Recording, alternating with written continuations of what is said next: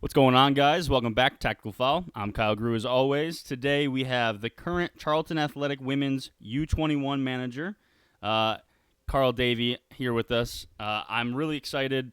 If you look at his Twitter, and this is something we're probably going to look at, is you will find a lot out about a lot of the young, but just women's professional football in general, non-league, professional, all those different things. He's got a lot going on in the game, a lot of the personal training stuff that we will talk about here as well. I'm really excited to have him on. So, Karl, welcome. No, thank you. Thank you for having me. Thanks for reaching out, man. No, absolutely, man. Like I said, this one thing that I definitely noticed, just with like obviously Twitter. That's how we kind of connected and different things like that. But I do think it's cool because I think a lot of the it's very easy to focus in on the men's side of things. And I'm not Yeah, saying you're not a fan of that or anything like that, but there's definitely, obviously you manage on the women's side, but you within that, you definitely, put forward the women a lot more, at least from what I see, than you have the men. And I think that's we need more of that, right? yeah, 100%, 100%. It's what it's about. It's trying to grow the game. The game's been a sleeping giant for a long while, Oh yeah, and it's just about making people aware. And it's not just me doing it. There's loads of coaches. The for FA sure. is doing it well. It is getting there. It's getting back to where it used to be. So obviously, the history of women, they're 50 years behind. You know, Yeah. that's a massive number. So it's a lot of time that they've missed. So they're coming back to it. And I think one thing that seems for sure you can see that there's an effort, and it's not even just in England because it's around the world, right? Like women's football is behind, um, and but it looks like there's more money finally being put into the game, which is obviously that's the more money that gets put into it, the better, right? Like if you can get more money, you can get better facilities, better coaching, just better players for the teams and different things like that. Um, so is that? Do you think that you're because of it seems like there's been like quite an influx of money in the English game. Do you think that you're seeing a quicker upturn in like the progression than we would have before? At some clubs, Okay, at some clubs, fair enough. because I think I put something out the other day. There is still the women's championship still a it's got full time teams and part time teams in it. Okay, So there is that balance now, and that balancing act, and there is a lot more teams going full time, which you're seeing happen. A lot more post 16s happening as well, which okay. obviously comes with funding as well. So that will help on both aspects, um, and help develop the players as well. And yeah, with more money, it's still not a lot. If you Right. look at like the average pay for a professional female player, I think it's like 26.5K a year, which isn't massive No. considering that's what you're doing, for your full time role. Don't get me wrong, I'd drop a drop of a hat. I'll take 26.5K to play football all the time. 100%. But when you look in the comparison, it's not a lot. Yeah, especially when you think like that's the kids that are in like academy, like big like academies in the Premier League or things like that. They make that, if not more. And we talk about how they don't make that much or whatever, and like it's like these women who are at the top, and granted, the women at the top, of course, they probably they make plenty money, but not in comparison to the men or anything like that. But I think the overall, yeah, 26K. You look at that and you're like, Yeah, there's a disconnect somewhere, right? Um, 100%. Now, do you think though it is becoming easier, though, to become a professional footballer and be that and have that be your main career? Because obviously, I think it's something that people have struggled with for a long time. That if you're not in these like specific positions, right, like at the certain clubs or anything like that, that you really can't do it. You have to have something else on the side. Do you think it's easier to become a professional women's footballer? If I'm honest, I think it's getting harder because I think where like you've just spoke about the money's coming into it slowly. you're getting a lot more of the European players that have been full time for a lot longer now Okay. coming over into the WSL and into the Championship teams and filtering down, and it's only going to be a ball that filters down. But you're seeing it happen where there's a lot more Europeans, so it's becoming more difficult because you've got a lot of young females now who are used to seeing back in the day 16. Some playing, if you listen to Jill Flaherty the other day, she was playing first team football at the age of 15. So some of the young females now are looking at it saying, I'm 16, 17, 18, and I'm not around the first team. So am I good enough, or do I need to be Right. around the team I can get into? Whereas actually, it's because the levels got better, and now the money's coming into it, as we were just saying, slowly, and you're getting the European players now. Where clubs are being able to afford the European players, Right. then come over, which are then dropping down and filtering down, which means you're not seeing as many young players actually get that opportunity. To be honest, Which which is yeah, there's like pros and cons to that, right? Like you want to see 100%. these young players come through, but also at the same time, when you look at the model that's set, right, and that's on the men's side, just kind of like it's established at least, right? Like Yeah, you don't see that many young players come through. It's usually just the very best breakthrough when they're young, and then you kind of make your way through. And so like it's just a big difference. And I guess it's time. It's not really. I mean, we can have our opinions, but time will really tell whether or yeah. not it's the right way to go or anything like that. Um, Oh, now, obviously, we talked about Europeans and established coming in, but there is another country that's gotten popular bringing players in recently, and that is actually the United States, which uh, there's a lot of news anytime there's players coming in from the United States, right or wrong. A lot of times it's just overhype, and I can say that as an American. I'll be honest. There's some good young players coming through, but I will say that this recent, obviously with COVID, this recent crop of U.S., especially U.S. national team women coming in, they are top end players. They're like top. I mean, obviously they won, World Cups and different things like yeah. that. Is Do you think that influx of like those type of players and like obviously the league over here, players coming over, is going to be beneficial, or with a lot of them actually just being on loans, do you think it's just short term and then it could actually have a real negative impact going forward? It's funny you mentioned it. I watched the draft the other night. I stayed awake for Okay, it. fair enough. I see it was coming in. Well, I've got a few girls that I used to coach that are over in America Oh, playing university football over there. So it's interesting. Um, it's actually quite difficult. I think a lot of people don't actually realise how difficult it is to get certain permits yep. to come over here to play, especially if you're looking to play kind of championship WSL level, because some of them do pay and it's now classed as a job.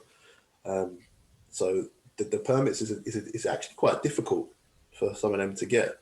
It's only really like we just saying the top end Yeah.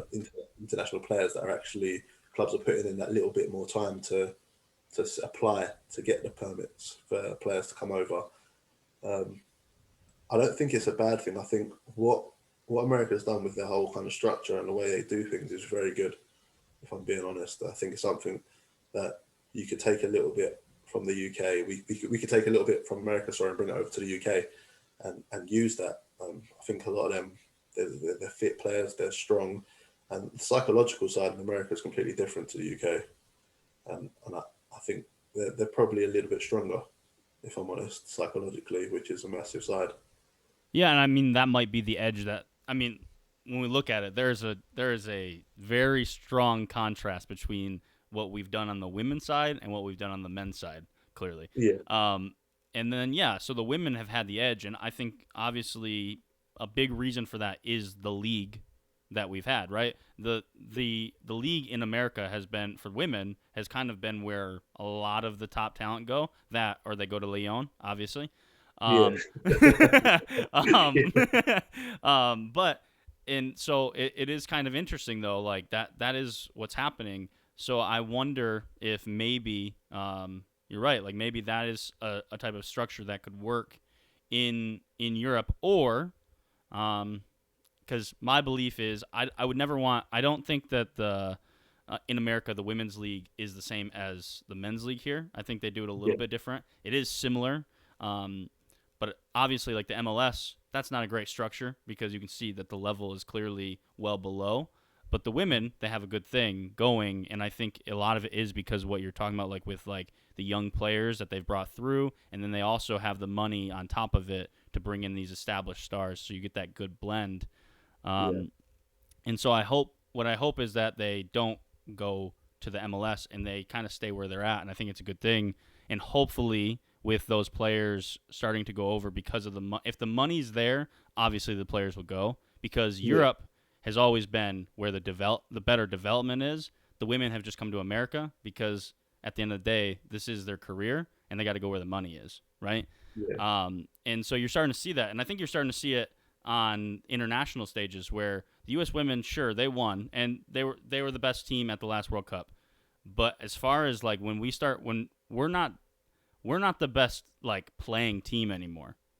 There's no doubt about it. yeah, Like I mean, when we played the likes of Spain or France, different things like that. I mean, even England, those games are tough, and we win them. And I think a lot of it has to do with one, we have obviously unbelievable talent, as do the other countries, but maybe we have a little bit more depth in talent there. But also, it might just be that mentality edge, right? At the top levels, if you have yeah, a better mentality in these tight games, typically you're able to win. But all the other teams are coming fast as far as like their development, and they're rising fast. And I'll be honest, being here, the women's side development below like not just like the international stage, but like youth and all those things, it's not at the level that it is where you are. It really isn't. So I wouldn't be surprised that we're overtaken pretty soon. yeah. I think it, as much as you'd say not at the level, I think it's the small things that go on over there. So, well, over here, obviously, we have RTCs, which is like our female equivalent to the academy system. Right. And over in America, obviously, you've got it's franchise, though, isn't it, over there? So it's Yeah. different franchises and Yep. different age groups and things. Yep. Um, but when they get to that kind of college level, they're kind of touted from a very young age. And I think that's what we're trying to follow over here with the RTCs. They play for like the U16s, the U19s, the U18s, and Yep. U20s. Even before they can even get into the senior national team before they've even gone into a professional contract. Correct. Yeah. Over in America.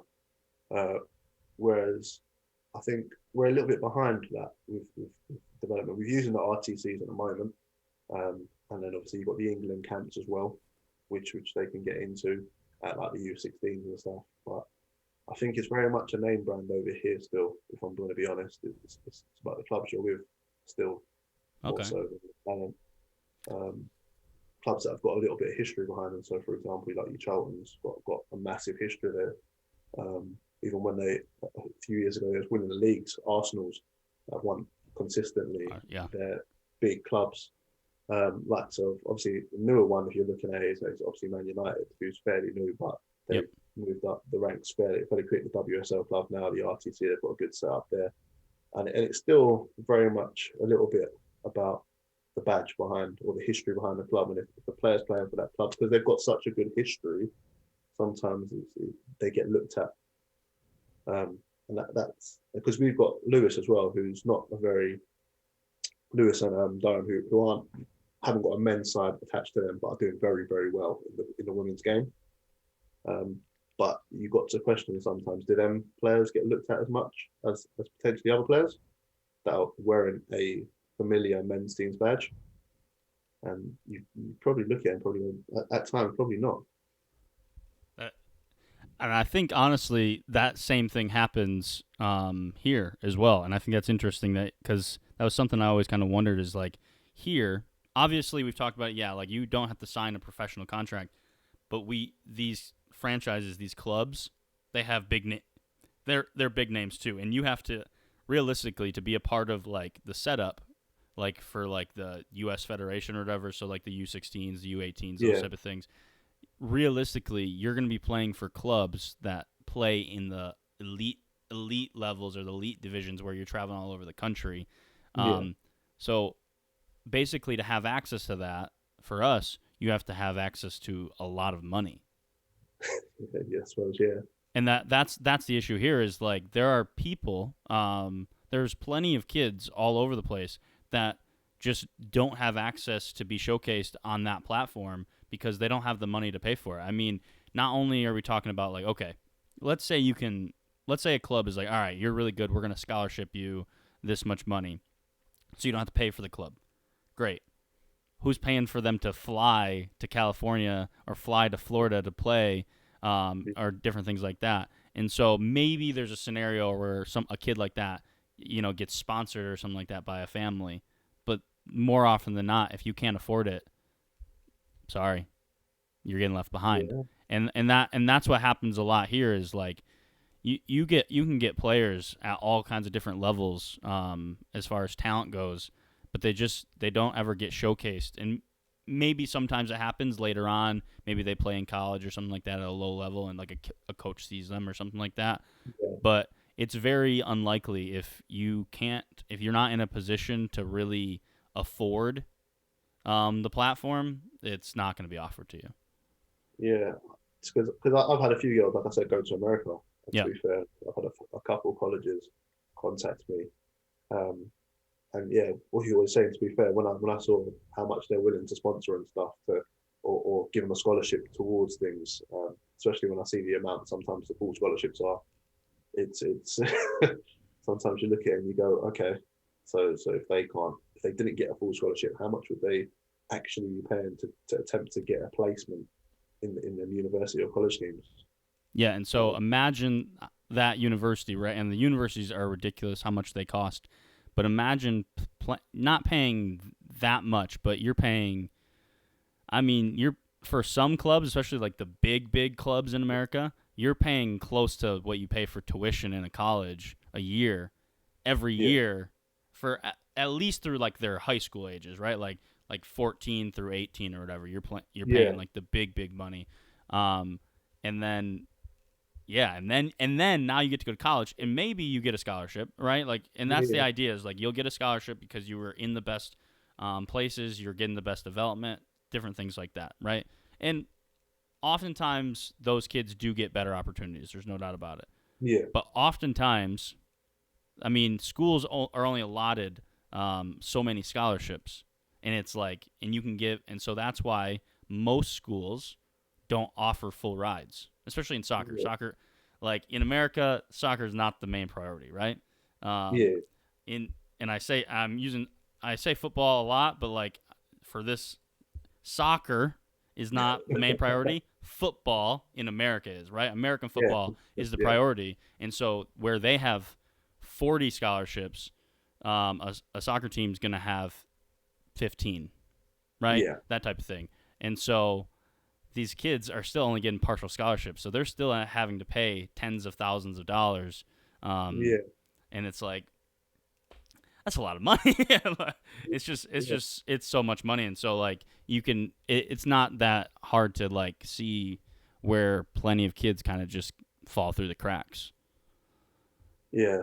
It is a little bit different, I suppose, when you over there as comparison to over here, where I think there's not enough post 16 um, academies over here Right. doing enough.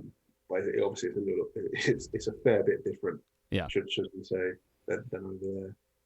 But you still have girls over here that do go over there, and they do take a lot of them scholarships from the UK, that take the full scholarships or take the partial scholarships that go over there. And then once they're over there in the system, they obviously hope if they've taken, depending on what division they go to, they hope they get seen by another scholarship and then can sign to move up the ranks and get more, Yeah. more and more. And I think it happens. I think it happens often. And like I guess like for me, like I don't even look. I look at it like, yeah, they those colleges view them as the best players, so they give them the full rides, and they look at it like that. And it's like I totally get it, because the truth is the girls that, like, I think at our highest levels, I think the mentality is probably different because of how successful we've been. So everyone's competing. But when you're talking about these colleges, like, and obviously, like, I love the kids I coach. Obviously, I coach in this system. But the truth is, the mentality of our young players that we're bringing up is like that of like there's not that much competition because the truth is they were part of a smaller group that could afford to play for the club. So Yeah, they're not really fighting for everything. But like when you're talking about like the colleges giving your girls scholarships and stuff like that, like they're fighting for spots and different things that like because there's not that like you said there's not that many spots and you have to be at bigger clubs. And if that's yeah, the case, you're fighting for every single spot you ever had. Like that's the type of like and so what ends up happening is like the development's higher because the intensity of every session's higher because everyone's fighting for their place and different things like that. And so all of those things come together. Those are the girls that you want. It's not necessarily the boys or girls that are kind of coming from a situation where they're good players, but they didn't really have to fight for anything. So it's like you're not really gonna fight for things when you're in college or when things get really tough. You're gonna shut down and you're not gonna be any good to them. I think that's the difference. That is what you just said there is nail on the head. Over in America, they're fighting every time to try and get that Yeah, earn that spot. yeah, Whereas I think over here there's not that so much. There isn't so much fighting for this spot, especially um, don't get me wrong. I think at younger age groups, it's right. There should be equal playing time. yeah, But if you do that for X amount of years, you start to mentally train someone that it's always meant to be about equal playing time. right, And then when they get to an age where it is a little bit more competitive, so you're post 16 or your U21s or your first team, where you're not necessarily going to play, and there might go a few weeks where you don't get in the squad. How do them players, like you just said, do they shut down or do they fight? And maybe it's a bit too late sometimes when they get to that point over here of what do I do at this point? Whereas over in America, they're always fighting. They want that. They know that they get to a certain age and they need to fight to get the scholarship over someone else because there's a minimal scholarships. And over here, it's a bit like equal playing time. Okay, now you're in a squad and there's 25 players, so you can only pick 16. So there's going to be X amount sitting out. But then players aren't used to it because all they're used to is, okay, this week you're not going to play. And they accept that the week they're not going to play, but next week they know they're going to get half a game. Or then, and maybe that's where we go wrong a little bit. It's because psychologically we're focusing on, yes, they need more playing time, but don't you want players to fight for that playing time? Do you want them to have that little bit about them that goes, actually, I want more playing time. I need to earn that playing time. It's a tough balancing act to decide what's the best way to go about it because the psychological core is massive.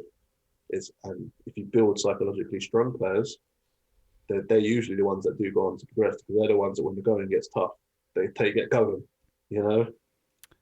yeah. That is really interesting. I guess and it's really funny because like I guess we probably both walking into this probably felt different. Like at least I felt that it would be more fight on that side, but it does. I can see what you're saying. Where like with the getting cut off teams and different things like that, and having like only so many scholarships, and that's all you have to fight for every spot, and so that's really interesting. I guess I would have thought it was completely other way around. So that is it's definitely an interesting way to think about it, and I guess it makes you realize that like our systems, for all their good things and their bad things, like there's probably a lot of similarities between the things that that we view or that we see on like a daily basis when it comes to our both of the way our country like handles like youth players and different things like that. So we're not that different after all, I guess. Yeah, You were talking about the U21s in there a little bit, and obviously I want to kind of talk to you about that. Obviously, that's the level that you coach at Charlton is the U21 women's. I guess the one thing I wonder about, and I guess it kind of piggybacks off of what you were kind of just talking about a little bit, is like what are the emphases there, right? Like obviously the main club is like it's to win and different things like that. U21, if I'm and it might be different for the women's, but U21s that's the level right below the reserves, correct? no. So basically, we as a club made a decision to go U21s.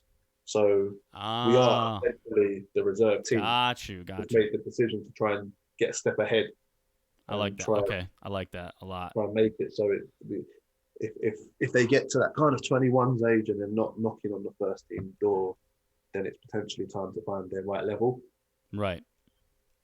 And because that's like a big talking point of, I'll be honest, like I obviously it's just not as accessible, so like I pay attention more to like the men's side and stuff, and that's a big Yeah, talking point is the U23s kind of just too far, like because if you're not in the team at 23, maybe that's not the right level for you, type of thing, and so I kind of makes sense why you would do a U21 team. So that's even more interesting then. So I guess with that being the reserve team, what is the emphasis there? Is it the development? Is it teaching the team culture or the team philosophy or the club philosophy, or is it still for you? Is it winning those games and different things like that? it's a bit of a balancing act, to be Okay. fair. What you want to do is you no, not what you want. What you need to do is make them ready to step in if needed into that first team environment. So you need to try and mimic it as much as you can, knowing that it is a cutthroat industry. Right. Even in the female game, one week you could play them for the last 3 weeks, and then one week you just dropped because it's not going right, or they've signed a player who plays in your position and you dropped out of it. So it's about trying to teach them that that does happen as well, whilst also trying to develop them. Because I've got a fairly young squad, to be honest. I've got more of a U18 squad than I do have a U21. And they've done really well just before COVID. We haven't lost a game yet. So we emphasize on trying to win. Because what they need to also realize, yes, it's about development, but you also need to try and win games to put your name out there. So who played well this week? Well, if you're winning, your squad's playing well. Now we've got to go down to the nitty gritty of who's actually doing really well. Right. That's shone. Whereas if you're losing, and then the first team manager says, "Well, who's played well?" You probably pick one player and say they've done all right. But if you're not winning, are you ready to step into that winning environment? Right. Essentially, that's what it is. When you get to first team, you need to win. Even if your first team isn't winning, you need to win because that's the environment it is. It's a cutthroat industry. It's about winning. That's what you have to be prepared for, right? Like, because Exactly you're that. not going into it to lose. Exactly that. And it wasn't the best of seasons last season when I first got involved. We didn't have the best of squads at the time, and there was a lot of winning and losing, but more losing. So it was difficult to then justify the players moving on to the first team, because what the players need to understand is they need to be at a required level, and it's not just a case of I like you, you're a good person, I'm going to try and push you in the first team, because Right. on the back of that, it's also a reflection of the coach that's putting him into that position. If I was to go to a bang average player, yeah, I'm going to chuck you with the first team, speak to the first team gaffer and get them involved with the first team, and they're bang average, he's going to look at me, and next time I recommend the player, but you clearly don't know the required level. Right. When you're sending players up and down, you've got to be aware of who you're sending. But also you've got to develop them, because like I said, I've got a lot of U18s, I've got a lot of 16-year-olds. So it's about giving them an opportunity now. They haven't played with women. So now they're playing against, some teams aren't U21, so they've got actual women. Like last year and this year, we played against some 30-year-olds, some 25-year-olds, and they're 18. So it's getting used to that physicality of it. And actually, are you going to be brushed off the ball? Are you going to hold your own? So it's given a little bit of time. And sometimes it's managing the players' expectation as well. Because as I said, they've come out of that environment where it is shared playing time. So you could be the best player in the under 16s, but you're sharing playing time. So you might not play. You've not played every game in the Right. 16s just because it's all about sharing playing time. Right. So it's about getting them used to actually, it's not sharing. You need to be up to it. And if someone's in front of you, what are you going to do? Are you going to moan, create a toxic environment? Or are you going to knuckle down, try your best? If the team's, because I've had it where we're winning and I haven't really changed the team too much because you're winning. Why would you change it? Right. And how do you manage that player now? Because and it's getting them to understand. Sometimes when you're asking me that question of what can I do, I can tell you to watch the footage back, give you little things, but I'm not really going to change your winning team right now. So you can train hard. You can change my mind in training, and it's happened 2 or 3 times. Right. Of course. It comes to it, and my mind's been changed, and I've gone, actually, I'm changing it for Sunday. But if we're winning, it's very difficult to just change it, because then how do you justify dropping another player that's won the last 2 games for you? So it's getting players to start to see and understand that sometimes it is a waiting game. And I know it's not nice. Some players don't like it because like they're used to that shared playing time. If they haven't come from an RTC, which is the academy system, they may have come from a grassroots team, which is they've played every single game, so they now think they're the best player. But then they've come into an environment where actually I've got to sit down on the bench, and they've never sat on the bench, so they don't understand what that's like, or they've never not been selected. And then I put the squad out on a Friday night or a Saturday morning, ready for my Sunday game. So the squad know who's playing, they know who's starting, they know who's on the bench, they know who's not selected. So it's not a surprise to anyone. And sometimes it's difficult for them to take that in. My only rule with doing that, though, is they can't talk to me about the game until Monday. So once the squad goes out, we focus on the game, and then if you're not in it, or you're on the bench, or you're not happy with something, you can talk to me come Monday. And it's trying to build characters that are willing to talk to you as well. So it's building that relationship with them. Yeah, for sure. It's so scary to be a manager, for a young player to see a manager and be like, how do I question the manager's decision here? Yeah. And it's letting them know, look, it's a good thing to question. It's not a bad thing. It means you care. It's showing you care. If you're asking me why you're not in the team or why you're on the bench, you're showing me you care. So it's trying to build all of that development, winning mentality, people skills, because they're not just players, they're the people as well. Right. And build it all into one to make them ready as an individual, not just for potentially getting called into a first team environment, but be ready for the real world as well. And I guess that's for me, like that's really cool to hear, and like it's a little bit crazy for me to hear that, because like that's kind of the role that like I take as a youth coach, and like it's just I'm at a club, right? Like I mean it's essentially grassroots, where like yeah, of course you can move on to something else, but like it's just you get to play soccer at the end of the day, right? Like and so like that's my role, is to like help them become the best version of them, not just as a footballer, but as a person, right? Like because they spend a lot of time. So like for you being, obviously being the manager of a team that is just one step below like the first team at a professional level and like that's still your role. I think that kind of like anyone that's listening or hears this that thinks that that's not your role at any level, you should probably reevaluate things. Right? Like that's our time with them, like especially with all the things that they can do, right? There's so many things for kids or people to do, especially now, right? That's what they're choosing to do and different things. So like they put a lot of stock into the game, and obviously as us as coaches, into us, because like that's who they're trusting, or at least that's who they are trying to trust to help them develop and pursue whatever they're trying to pursue. So like it is your job really to like make sure that you help them in all ways that you possibly can, and I think as people is for sure definitely one of those ways. 100%. I've got players I coached when they was full team, when I was involved in the boys game, who are now men, and they randomly drop me a message every now and again, just to see how things are going. And one of them, to be fair, I've got a full time role.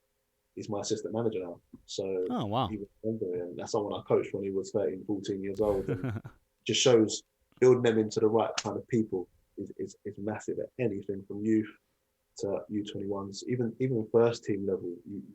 As much as they're grown people, I've just said it, they're people. They're not grown players. They're not mature players. They're grown people. Right. You're always managing people. No, I think that's super important. I mean, it's something that like when I'm like talking to like especially like younger coaches or whatever, and obviously I'm a young coach myself, but like when I run our like we call it our junior nationals program, and so because our club is called nationals, and so it's 4 to 8 year olds that aren't playing for a team or anything. It's just like little programs, hour long sessions, and run it through. And they're like, I don't want to like do whatever. It's like, no, you gotta coach them, and like when they're doing the wrong thing, you gotta tell them they're doing the wrong thing. Like just because they are kicking a ball around does not make them these like little things that you can't talk to. It's like, no, talk to them like a person. Talk to Yep. like and like even with like my I have a 2012 girls, right? That's their birth year, so they're 8 year Yeah. old, some are 7 or whatever, and like and people are like, do you like yell at them? I was like I yell at them the same way that I not differently about different things, right? Like if they make like but the same way I treat my my U17s. I Yeah. set the standard here at U9 or U8, because at the end of the day they're people, and I'm trying to like guide them and help them realize when like. And now, granted, with 2012 girls, it's a lot less about the actual game that I'm getting on them Yeah. for, and it's like, all right, can you not tackle your teammate to the ground right now? It's like Yes. that. It's like that type. It's that type of thing. So it's different Yeah. things, but at the end of the day, it's like it's the same thing with like creating those relationships and like setting guidelines, setting boundaries, different things like Yep. that. And I think it's really huge. Um, I do want to kind of move on a little bit. You were talking about your other role, and so I think a good time to kind of talk about that. I imagine it's more the I call it personal training, individualized training, whatever Yeah. you want to look at. I think that's kind of what you were talking a little bit about. So tell us about obviously your director of is it TAK FA coaching, Yeah. right? Yeah. Talk to us a little bit about that and like what you do there. So basically, it's three of us. It's myself. There's a guy called Terry Harrison, and there's a guy called Anthony Murray, Okay, which is the TAK. It's all of our initials, which worked, and it looks that good. makes so much sense. I love that.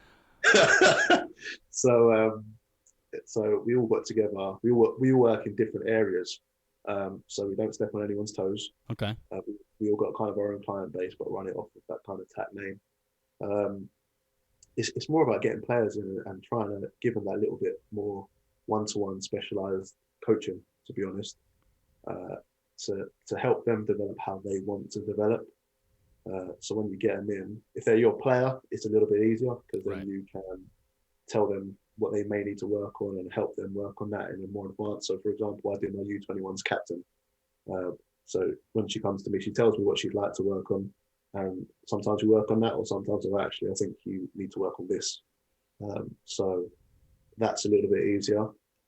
There are other players that you don't coach as well who may be younger or older. Sometimes it's depending on the player that you're working with. It's about trying to talk to their managers, which doesn't always go down a treat because they don't. Obviously, managers don't like their players going elsewhere, but it's an open game, you know. So it's trying to talk to them, see if there's anything they develop on, or getting their evaluations and seeing what they've been recommended to work on, and trying to work on that with them players. It's about putting them in good stead and trying to help them become the best player they can be. So that's what making that one-to-one right, environment instead of working in a team environment where you've got to focus on maybe 18 players or 20 players, depending on how many you've got. You can now singleize down to that one individual, and it's all about them. It's all about what they need to do. So it's a good thing for players to do, I reckon. And I'd recommend anyone that hasn't got a one-to-one coach to kind of jump out there and reach out to one-to-one. yeah, no, absolutely. I mean, it's something that I'll be honest, especially like as I was getting into into coaching and different things like that, it was something that I would do because I don't think until you make it to like higher levels, you're not doing coaching for the money. Yeah. Yeah. So it was something that I did for extra money and different things like that, and it wasn't something I really enjoyed. I'm starting to enjoy it more as I'm getting into it Yeah. and like getting more ideas, and especially I really do enjoy working with like the players I do coach as well, Yeah. because you know what they need and you can really help them. Because like you only get you only get so much time in sessions, right? And you Oh have yeah. so many different players. So yeah, I think that And, whether it's my players coming to me or going to somebody else, I think, yeah, that extra time that you can put in is the all important stuff. Because I think we probably both agree, like, the most important time, like, for like their development, different things like that, is the extra time that you put in outside of the training and stuff like that, right? And so 100%. anything you can do extra, especially if it can be directed by someone who's going to give you like real specific details and development and stuff like that. Yeah, I think it's really beneficial and stuff like that. So I totally agree. No, 100%. I've said it to my girls as well. I can't recommend it enough. It's not like, because of COVID, we used to have 2 sessions a week. There was quite a prolonged period where we was having one session, and it was one. Don't get me wrong, we was allowed to have it for about 2 and a half hours if we wanted. I think that's overkill. We was using it, but it's only because it was the only contact time we was going to get with them. Right. But definitely 2.5 hours was definitely overkill at the time. Oh, God. Luckily, it worked in our favour, so we were still winning. But but it could have absolutely burnt them out, especially being quite young as well. Right. Don't get me wrong, we broke the sessions down with S&C um, and a few tactical set pieces and things where it wasn't so intense, Right. but it's definitely an overkill. And with that one session, all my myself and colleagues were saying is that it's not just about this one session. It's what you do after this session. What are you doing before you come to this session? Are you doing things on yourself? And if you're not, you need to be. So Right. you need to be doing your own gym work. You need to be doing one-to-ones. And obviously, we all done one-to-ones. It was like, look, if it's not with us, we're not going to ridicule you for it. You just need to be doing more. Yeah. 100%. And if you're not doing more, what are you gauging from an hour or 2 1-hour sessions when it got to it? What can we really do? If you don't do the extra bits, you're not helping yourself become the best player you can be.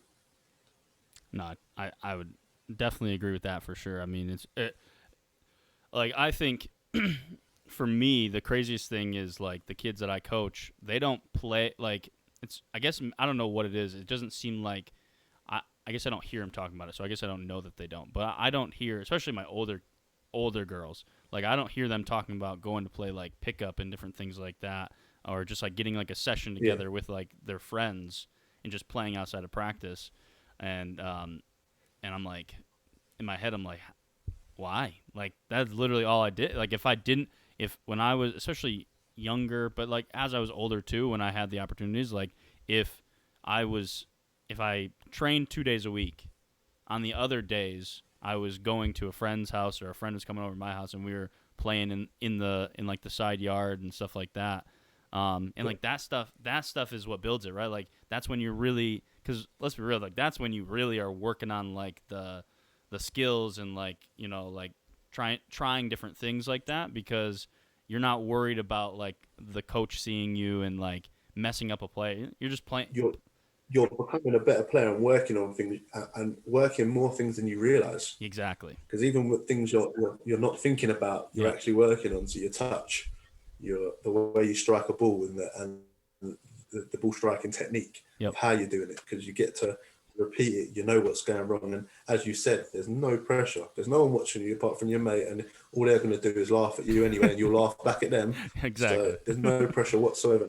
That that is the best environment to learn. A lot of people say you need all these professional coaches around you, these high quality.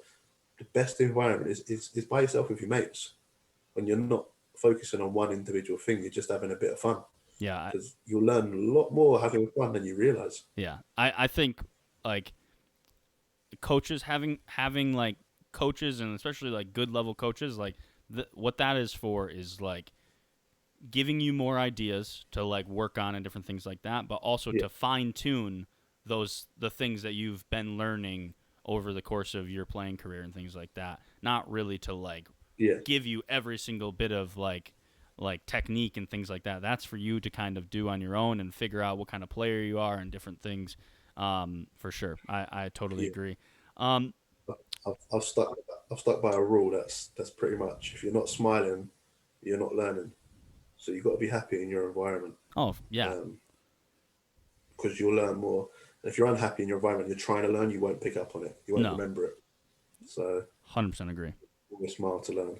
That is some great advice for sure. And I am interested with this is like we kind of talked about like the mental side of the game, different things like that. Is that Yeah, something that with those one-to-ones that you think you can really build? Because I think the mental components of the game are massive, right? Like whether it's maybe you can't teach yeah, them to fight for things or things like that, like we kind of talked about, but like the self confidence and different things like that. How important do you think it is for like one-to-one coaches to help those players that they're working with on like stuff like that? 100%. I speak a lot during my one-to-one, so I've got a rebounder, and after everything we do, so I might spend 15 minutes or something, and then there's a technical rebounder that we use um, during that time, and it's my talking time. They're doing technical stuff, so I'm actually asking them to play off their laces, play off their side foot, Right. play off of different parts of their foot where they've got to keep the ball in the air, but it's talking time as well. So I don't just talk to them about what they're doing now. I ask them to focus on that whilst I talk to them. So I'm trying to get them to think of two angles here. Right. And I'm getting them to think about them actually concentrating on them doing their technical stuff, but they're also having to talk to me about something else at the same time. Um, and do you know what? There's been some deep conversations at times, Yeah. and that's it. Players opening up to you and trusting you is massive. It's how you as a person deal with that as well. Because it you sometimes they tell you things they don't want to tell their parents that Yeah. sometimes are around. So you keep that. Obviously, if it's something safeguarding wise, you have to. Right. But if it's just something a little personal, like I'm not really enjoying my football, you don't really need to go too much to their parents as Right. such. You can have a chat with them, find out how deep it is. Are they looking for a shoulder to just have a chat to, or are they looking for someone to help them not do it? And it's about finding out the player and what they enjoy, what's going on. Um, I do that with every single one-to-one. I have a chat, and this is probably going to expose me now that that's my talking time, but it They're definitely not is. they're not listening. Don't worry.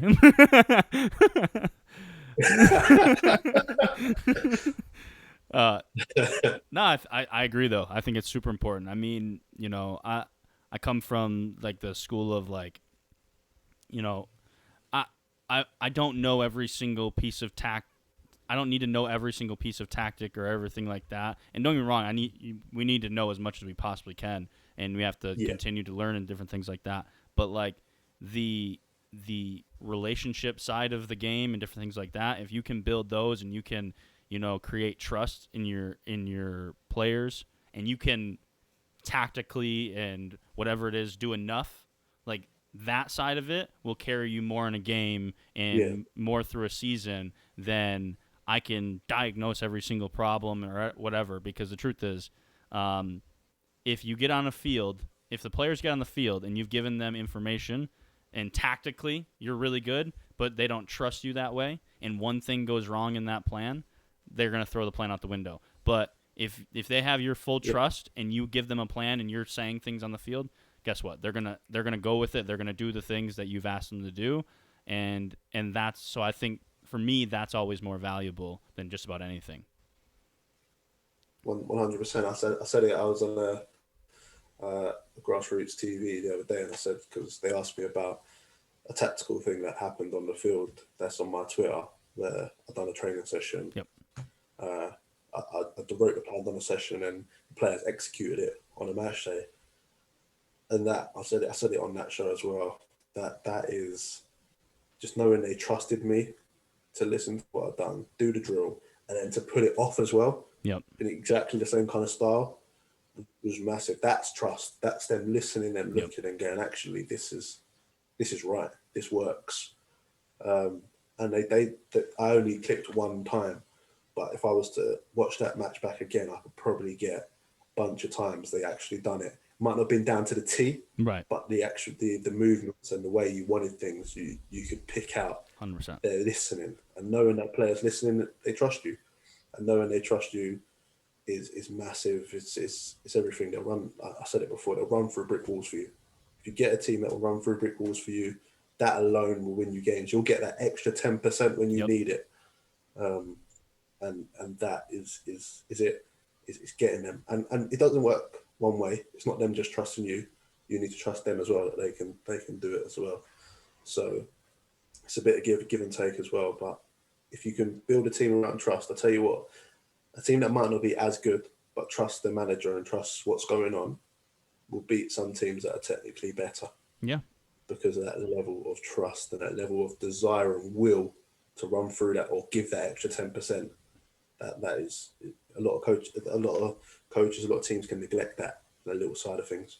Yeah, I think the one of the best examples I have is like, so when I was one of my first ever travel teams, right, that I played for, our coach, um, he's a good friend of like a friend that he's a dad of one of my best friends growing up. So Yeah, nothing new here by saying this, but like tactically or just like now, like, you know, tactical nous or anything like that wasn't there. He didn't have any of yeah, those ideas. He didn't play or anything like that. But what he did, that is it. Like, and so we were technically probably deficient when it came to some of the better teams we played. Oh, but we didn't lose because like he asked us to do one thing, we're gonna do it 150%.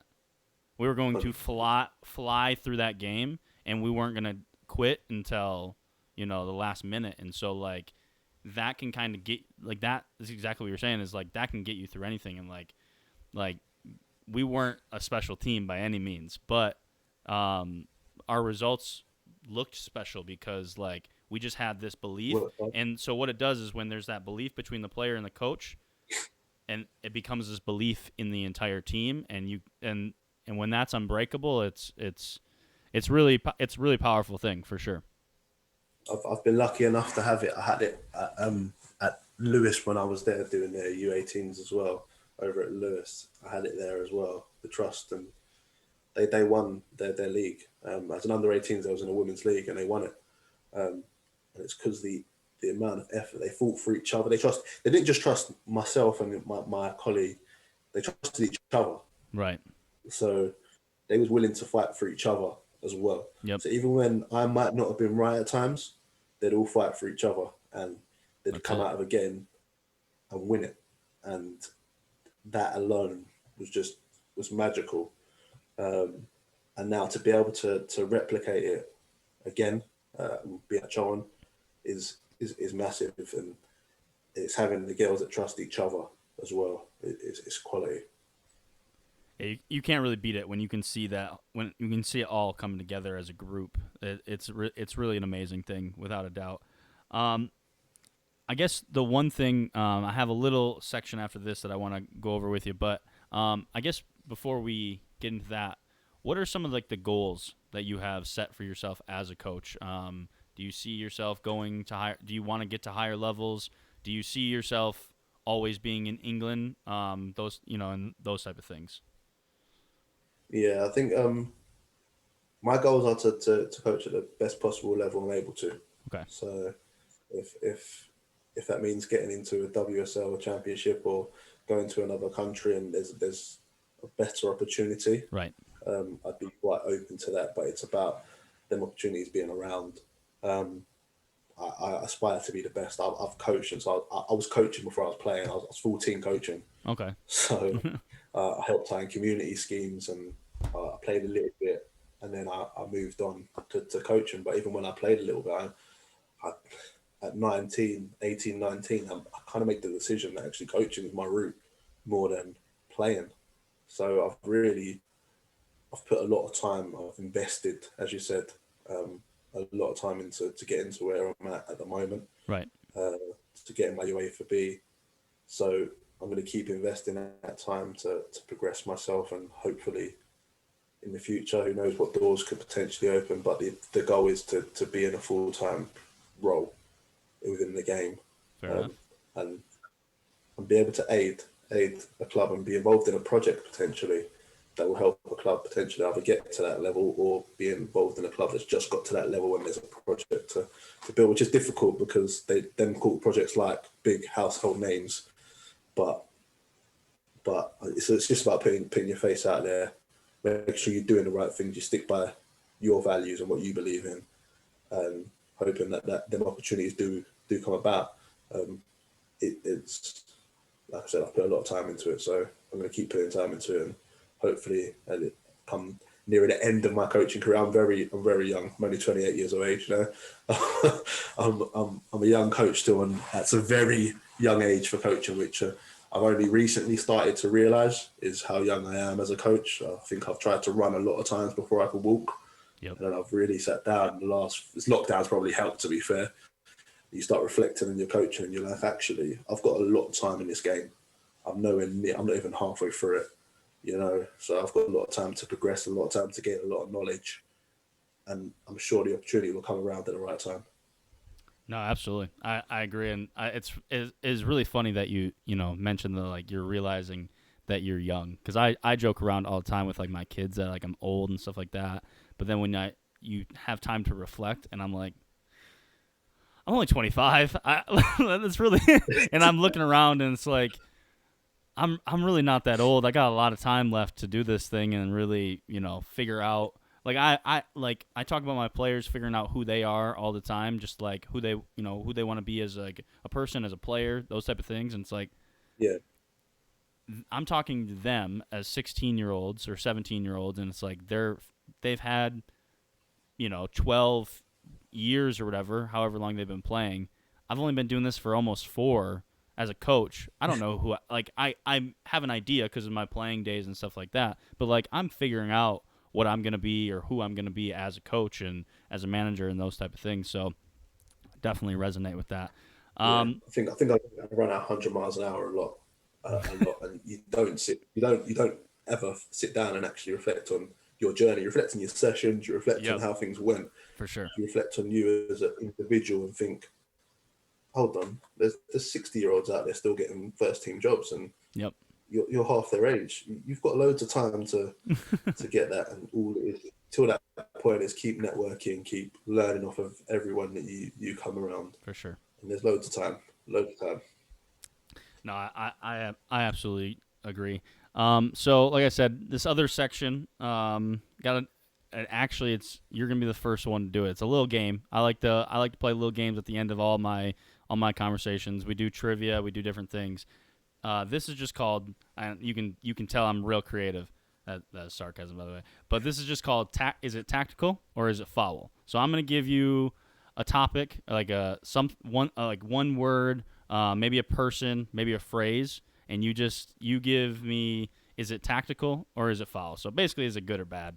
And then you can give your reasoning behind that. Fair enough? Yeah, no worries. I'm good. All right. Very, very well. We'll see. No, I'm just kidding. Nothing too controversial. Number 1 is VAR. Foul. just wow. That's no explanation needed. Just watch the games, right? Yeah. It's just it takes away that do you know what? It would have been good if they used it in the right way. I don't think they figured out how to use it yet. I agree. Saying someone's offside by their knee or by their arm, it kills the love of the game. Yeah. It's not used right. I think if they used it the similar way to kind of how rugby over here is used, where each team gets to make 3 calls or something, and or even like NFL where they can challenge if they see fit, instead of it just being, are we going to look at VAR right now? Give teams X amount of challenges or X amount of attempts to use it themselves, rather than letting someone make that. I don't think they figured it out. Yeah, I think it just needs to be. It should be used as a tool to help, like, basically remedy bad mistakes, right? Not as an extra coach or extra referee, excuse me. And that's what it's basically a 5th referee at this point. But realistically, it's like the first referee, because everyone's kind of defaulting to that at this point. No, I agree. I don't think the offsides. I don't think anyone knows the offside rule. No one knows the offside. It is crazy. Their back is turned, but their heel is offsides. They had an advantage because of that. Yeah. Interesting. All right, whatever you say. Uh, So, I actually had this name written down prior to seeing the news that happened, but um, I guess I'll have to change this a little bit. But Phil Neville out as England manager. tactical, to be fair. Um, yeah, I think he he got pushed into to that role for his name. If I'm honest, I um, I don't think it was wrong him going. His name it helped build the profiles. What was needed at the time. yeah It was probably the right move at that time, just to build the profile more. But in the same sense, if you're doing it just to build a profile, was it right? yeah Probably not. right Especially when they come out with it's what are you saying when he was like it's been a learning curve. How do you learn at international level?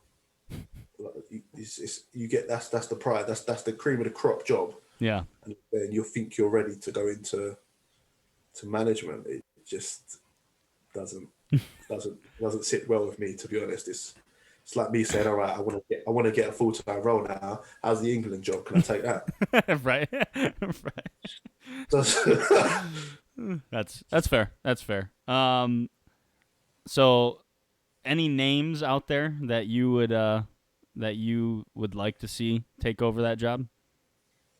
um, I think the key one that everyone keeps saying is obviously they've already got the manager coming over, but interimly, Yeah, the only one everyone that keeps saying is Emma Hayes, but I would love that. Emma Hayes she will never leave Chelsea. She I doesn't need wish. to leave Chelsea. I wish She you doesn't need, would. she doesn't need to. Yeah. But there's a few people out. It depends on the route that England wants to go. To be honest, Right. because you've got the likes of Kelly Smith and Rachel Yankee who've been in and around the game. They're not in it now, Right. but they're qualified coaches who've been in and known the female game. Um, it's just who do you want to go there interimly, really? And you will never get a WSL manager leaving their post for an interim role. Right. So you could ask Mo Marley to come out of retirement for a bit and take it interimly. Very well known, respected, been there. You could ask her interimly. It's only what a few months and stuff. So Right. depends on how you look at it. To be honest. Fair enough. Fair enough. Obviously, we talked a lot about the women's game, but talking about the men's game. So the next name I'm gonna say is Gareth Southgate.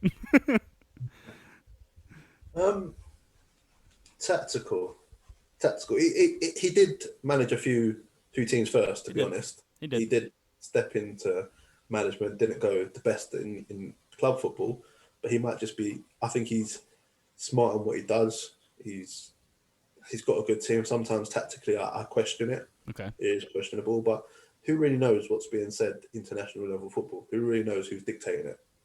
Sometimes there's just faces, and sometimes you're obliged to take X, Y, and Z players because of agreements. Like football's so political, people don't realise how political football Oh is. yeah, for sure. So when there's fans moaning sometimes that why has he picked X, Y, and Z, sometimes it's out of a manager's control why X, Y, and Z's been picked. But I think he's good at what he does. I just think sometimes he needs to think about the players we're developing as a country and what the best tactical formation for us is. We're a very fluid attacking country. Right. So do you need sometimes I've seen him play three defensive centre midfielders, which makes no sense to me. Yeah. Like, He plays Eric Dyer way too much. but I don't know. People don't like Dyer too much. I think he's good. He is good. He's at Sporting Lisbon. You can't take that away from him. He's a That's better. very, I would say this. He's a better center back than he is a holding mid. oh yeah, That's I been agree. my whole thing. So playing I him as a agree. holding mid is a bad idea. Him and Stones would be a good partnership, and controversial but a good partnership. Fair enough. Fair enough. What about Emma Hayes as the men's English national team? Just don't. Do you know what? If she would step away and go into it, she'd make a cracking manager even in the men's game. 100%. She's good. unbelievable. She is so good, and people. I don't think a lot of people say yes and just throw her name out there just because she's associated with Chelsea. If you actually look at stuff she does and listens to the way she talks, Yeah. she is. I don't. Yeah, she's so good. She could easily step into the men's game. When she's been on like punditry and stuff like that for like whoever brings her on, basically, I mean, she's usually the best listen as well. She reads the game. She can talk about the game so well. Like, you just know that, like, when she's talking to her team and setting things up, yeah, she's top tier without a doubt. 100%. Next one, Qatar 2022. Just the whole World Cup as it is, obviously, being in Qatar, being in the winter, all of it. I think it's a foul. I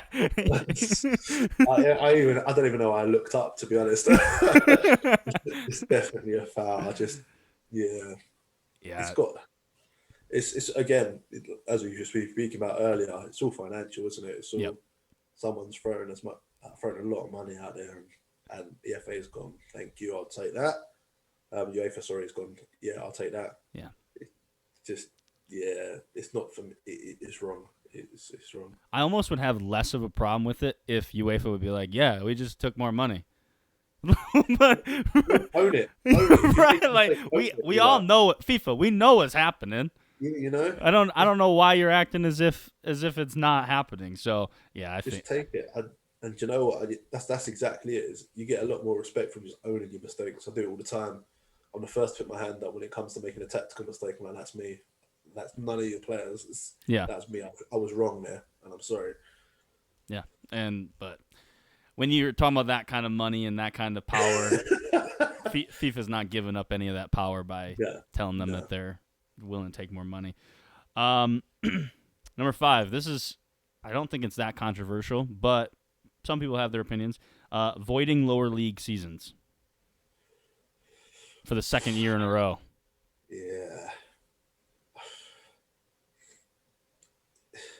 That's a difficult one. I know. I wanted to be a quick fire there, but I can't. I can see the pros and cons. Okay. I can see why. It's just if we're talking, are you talking over there or over here? over there for you guys. We don't have that. We don't have lower leagues, so we don't have that. I think it. I know. Very difficult one because I can see why, but then I think the FA need to make a clear, concise decision. Right. It can't be at the moment. I think you probably see it on Twitter. A lot of leagues are making their decisions and having board meetings. I think the FA need to lead from the front and say, look, this is what it is. This is how it's happening. You can like it, you can hate it, but they just need to get the ball by the horns. It's been so controversial. Whereas before we went into this lockdown, under 18s could play football, but senior grassroots couldn't. Right. Elite, obviously everyone knows elite can. That's not the issue. That was never the issue. The issue is what you're doing underneath the elite for the grassroots, what you class as grassroots. Yeah. So you can't let under 18s play and not let adults play. That makes no sense whatsoever. And you can't flip it on its head as well, because now you're only allowed to do over 18s one-to-ones, and you can't do under 18 one-to-ones. It's like you're letting one do one. It just makes no sense right now. And if you're part of the FA, you just need to make a concise decision. You're either null and voiding it or you're not. Stop leaving people to kind of think on their toes or leaving leagues to decide. Because if you get one league that wants to continue, one that cancels, it kind of messes up the whole pyramid anyway. So I think the FA need to lead on that one. I don't want to null and void it, just my personal, like, we're undefeated, I want to go win it. Right. But on the same, you've got to think about safety of the players and everything that's going on as well. Is it realistic at the moment? Especially with all these new strands coming out and all this sort of stuff. Right. It's just, it's a tough one. It's a tough one. What do you think about? I'm gonna go with. Oh, go ahead.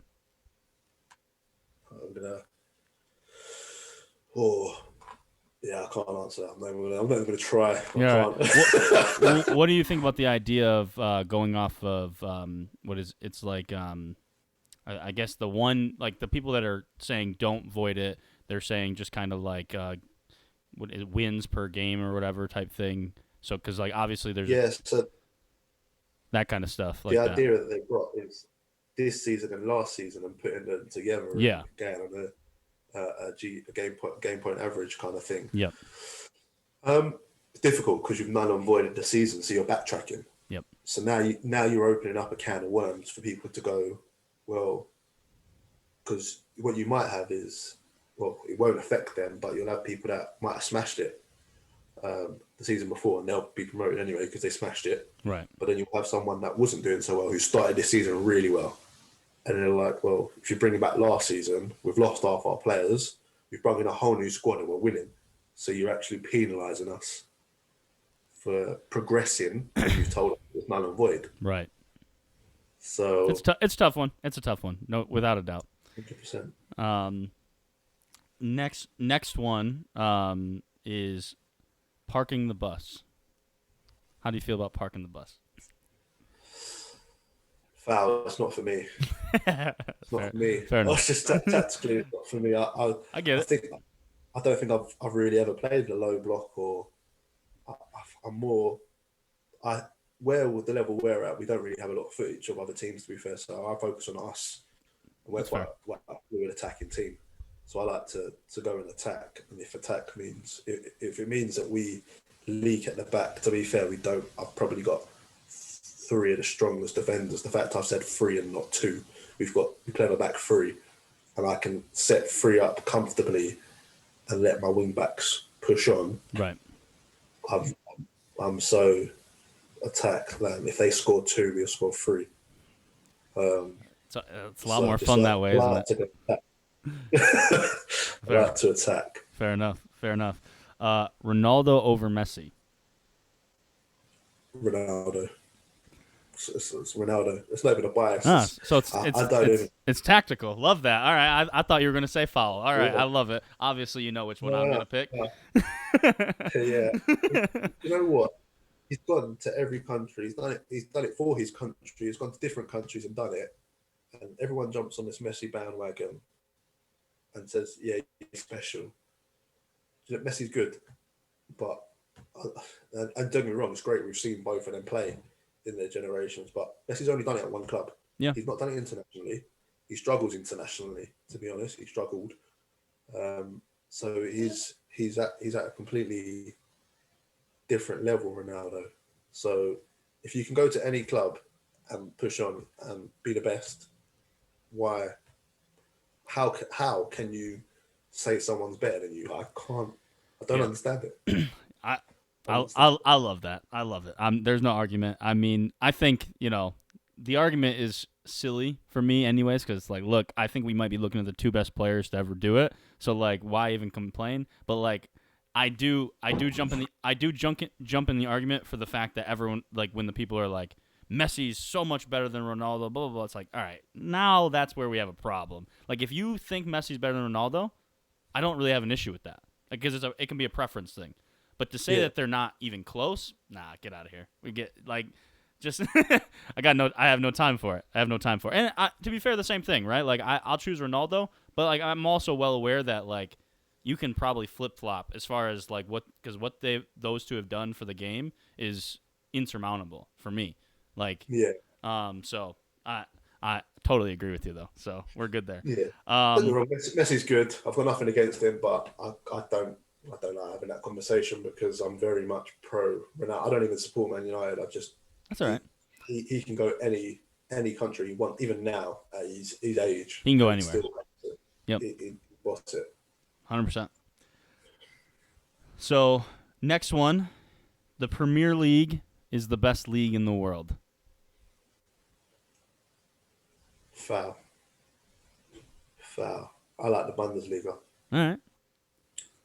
I like the transitional play in the Bundesliga, how quick they go from attack to defence. That is true.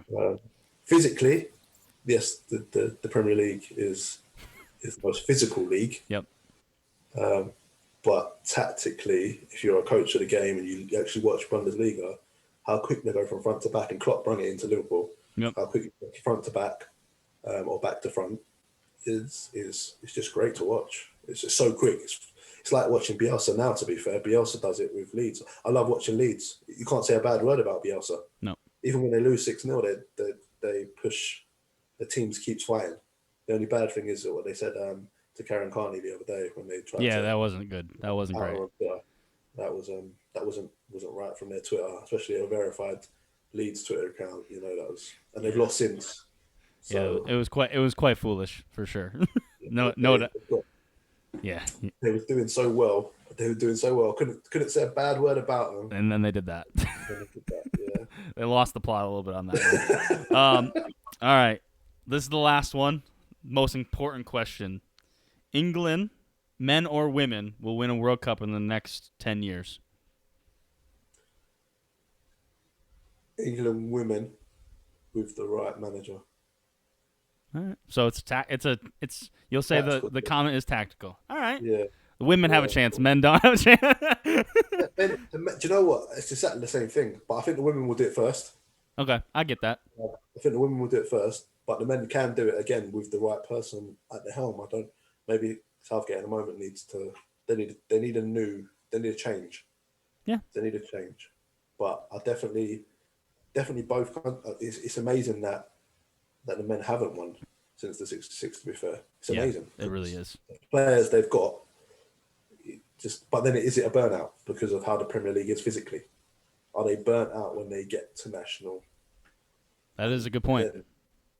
Then they can, because other clubs have winter breaks, don't they? Premier League doesn't. So there's no winter break. They're consistent. And then, are they burnt out? Especially in a season where they get no rest and they go straight to a Euros or a World Cup and then back to their club straight afterwards. Yeah, they get an extra 2 weeks. But that's going to fix them. Right. I think we saw that only having 2 weeks prep or rest doesn't really work out for anybody just recently. So, that is all I have for you. So not too bad. Obviously, a couple of them were a little bit difficult, but not too difficult overall. Yeah. Before we get out of here, any last words? Anything that you want to plug or anything like that?